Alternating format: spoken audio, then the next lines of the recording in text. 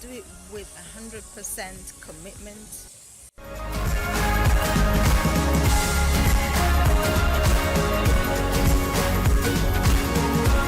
Have you seen a drop in the Pinterest kind of traffic and impressions? There have been some Pinterest algorithm changes over the last month, and I noticed because my impressions dropped from over 400,000 per month to just about 94,000. And this morning I checked and they were like 63,000 an hour. Funny thing is, I'm still gaining followers, and yet views and blog traffic have gone way down. And so I wanted to just give you what I've been observing, taking from analytics, what I've just been checking up on today. Despite the Halloween season, which is high season for most Pinterest product promoters, a lot of pinners are reporting a drop in Pinterest traffic, which is reflected in lower impressions as well. And I have noticed the same in mine, and I hear the frustration and the struggles with people's Pinterest traffic. And I know Pinterest is a major traffic provider for most bloggers. So the funny thing is, if you're new to the platform and you're pinning a ton of fresh new content, you may notice a spike in traffic instead.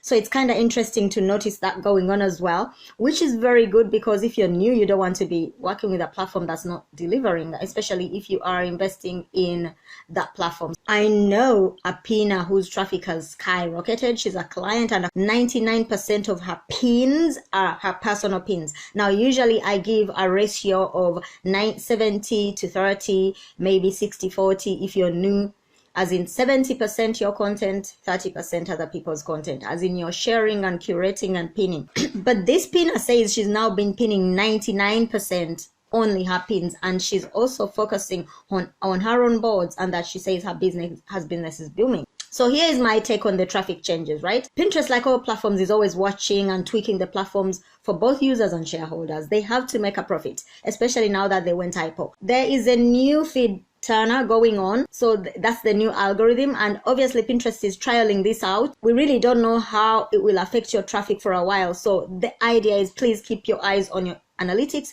keep your eyes on the numbers, and keep tracking. Don't panic. I've also noticed that some of my older, more popular pins are taking off again. They are performing way better. Some of these pins are like more than a year old, and I say keep pinning, because if I didn't have older content, then I wouldn't have any content going viral. So stay the course. I'm in the trenches with you. That's why I'm giving you an update, and we're building this skyscraper, so don't give up. Meaning your newer content is taking a little longer to pick up, and that's why, in fact, Sheila was sharing, keep sharing her Pinterest progress, and I'm so excited for Sheila. That's why I was saying that we want to turn some of those impressions into repins and click-throughs, because that's how you get traffic to your content. With Pinterest, it's often the case. It grows into its own. Keep your head on, keep your hair on, keep paddling. The other thing that I have noticed is I'm observing that our pinning to our own boards is performing way better in terms of impressions, repins, and click-throughs. I don't know what Pinterest wants to do with group boards. I think they really want to do away with group boards sooner or later, because they created communities. Anything I'm pinning to group boards is not picking up anything. And this is where there are at least hundreds of people who are meant to like what you share. They are kind of in the same niche, and so they like what you share, and they should be saying it, but it's not picking up any traction. So we have, like I said, a 70-30 ratio, and we pin at least 30 to 20% other people's content. Sadly, that 30% is not getting a lot of impression, which is sad, because you're trying to share content that should be helping your brand, or supporting a friend, or supporting another blogger, or something that you feel your audience would like, and it's not taking off. It's like almost zero shares. All the pins are taking off, and that's exciting, because that's what attracted me to Pinterest in the first place, that your content stays relevant and continues to be shown to fresh new eyeballs even years later. It has no lifetime limit like your Facebook posts has a lifetime limit of maybe 24 hours if you're lucky. Your tweet is 37 seconds if you're lucky, but a pin has a lifetime. It could carry on, and I like the way they're bringing that up. I'm observing that clients' product pins are taking off. So if you're selling a physical product, like something you touch, this is my hummus, those pins are taking off, and so sellers are getting more exposures, especially via promoted pins. So I suspect Pinterest is encouraging product creators and product sellers to sell more via the platform. I think it's also panicking too much over Instagram, if you know what I'm saying. Play the hand you're given. Here's my mini strategy for you that is helping bring back things up to back on board. I'm focusing heavily on optimization, better keyword research, repinning our older content to our own boards. I'm all but ignoring group boards. I literally barely post anything on group boards anymore, so I wasn't surprised that they are not really getting much traction either. I don't post anything to group boards that's not ours anyway, so yeah, that's the thing. Go super niche slice.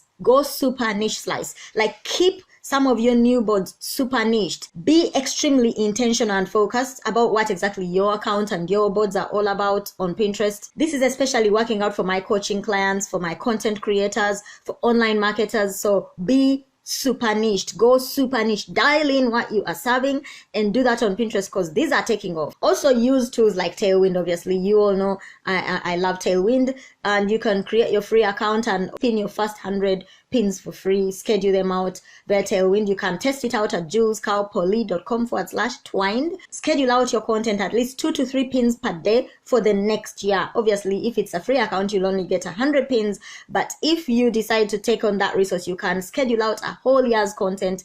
That can take you 2 to 3 days and you're done. You've scheduled out a whole year's content. Now, obviously, you want to schedule out new pins as well. But what I'm telling you, that if you schedule out the older content, then all you have to do to schedule out is the new content. So Pinterest is a long-term game, and it's not something you're doing to get immediate results, at least not that I know of.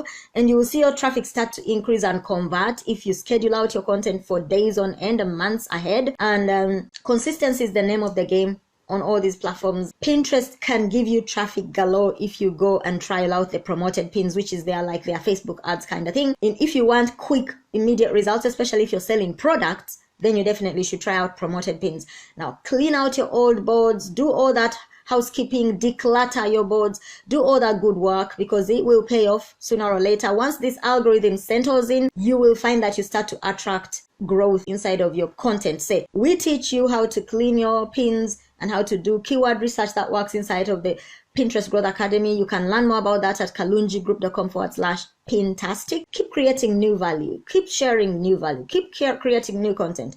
It is you're here to serve, and selling is serving. So keep serving value. Track your actions. Track some more, and then test out what you're doing. Something I keep saying inside of my VIP mastermind, the Winning Entrepreneurs Den: if you're not tracking, you are not building a business. So keep tracking. Consistency is the name of the game. And if you have a bit of a budget, run a traffic campaign to a cold audience on Pinterest. Your aim should be to start with a minimum of 100 broad keywords. Although you can try out broad matching and specific matching, I suggest you you should try a traffic campaign if you have a bit of a budget, because that will spike out your traffic and actually almost kickstart your consistent flow, because the people that subscribe will always keep coming back to check out what you offer, what you're talking about, what's interesting over your end. They'll start to repin, they'll start to convert. On average, Pinterest conversion is between 5 and 30%. If you're getting anything between 5% and above, you are doing well with Pinterest, because it's a lot of traffic that may not necessarily be targeted, because it's like there's a lot of people who are showing interest in different things. So if someone repins your content, they are interested. They want to check it out later. They want to show it to somebody else. They want to maybe share what you're sharing with their mom, auntie, or granny. So that's the Pinterest snippet and traffic snippet today. I wanted to give you an update. I didn't want to wait till Thursday, because chances are I may want to be talking about something else which I scheduled out already. So that's it. That's the traffic update for you guys in the Social Creatives Hub. I hope it helps you out. So watch the replay if you didn't, and if you're watching this on YouTube, hit that subscribe, hit the bell. You don't want to miss a single juice. I post every Monday something new that helps you grow your business. I'm especially excited about Pinterest. I am redoing the Pinterest Cafe, which again I used to do on Mondays. I'm going to be doing that on Monday again on my Facebook page, Julie, Syl, and Syl Kalungi. So don't miss out. And that's it, guys. That is it. Have an amazing day. And if you want